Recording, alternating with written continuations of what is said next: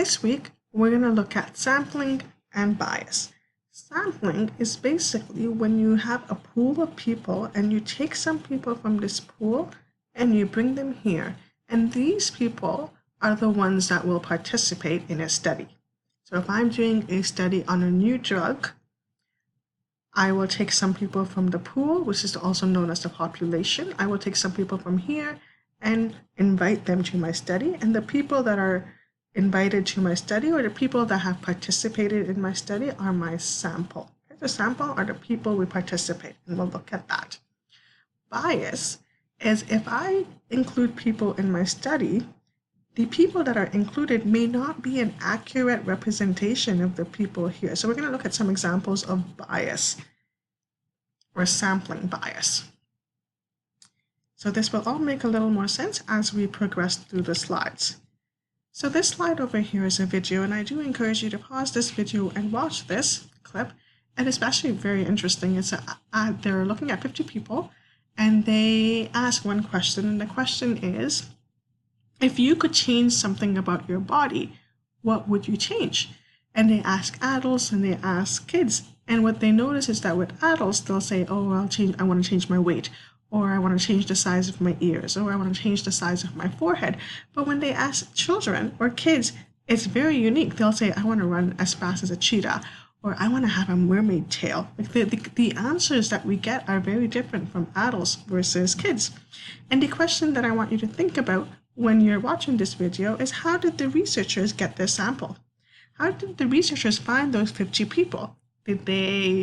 And there are many ways, and there are many different answers that you could say. You could say that maybe they advertised on social media to get people to come. Maybe they just stood outside the studio and got people, as people were walking down the sidewalk, they got people to come in. Maybe they bribed people to come in. Like, there's many different ways they got those 50 people. And that's what sampling is sampling are those 50 people. How did people get, or how did the researcher get those 50 people? And today, we're going to look at the many different ways that we can get a sample, or the many different ways we can get people to come and participate in our study. So when we're looking at a sample is a small number versus the population. The population is everyone that we're interested in. And the sample are only the people that we have chosen to participate in our study. So for example, if I was interested in Georgian College, and I was interested in, let's just be more specific, and say I'm interested in in what the student's experience is at Georgian, whether it's positive experience or a negative experience, whether the students are having a positive experience at Georgian College or whether the students are having a negative experience at Georgian College. So my population will be all the students at Georgian. So let's hypothetically say that there's 4,000 students at Georgian College. My population is 4,000 students that are at Georgian College. My sample. Now, it's not feasible for me to ask every single student, like all 4,000 students. I can't physically go and ask all 4,000 students because A, I don't have the time, B, I don't have the resources. So there's many reasons why I may not be able to reach out to all 4,000 students. Instead, what I might do is I may just get a sample. So I may get maybe 200 students to come and participate in my study. And when I get those 200 students, I will ask them, what do you think of Georgian College? Are you having a positive experience or are you having a negative experience? And let's say, and I hope this is true, that most students are having a positive experience at Georgian College. Then, based on the 200 people that I asked, I would assume, and let's just say that majority of the 200 people said that they're having a positive experience, I would now conclude in my study that Georgian College students are having a positive experience. How did I make that conclusion? Because from the sample, from the 200 people that I sampled, or from the 200 people that I asked, almost all of them said that they're having a positive experience. So now I can assume that the rest of the people, or the rest of the students, the 4,000 students, also would, for the most part, have a positive experience.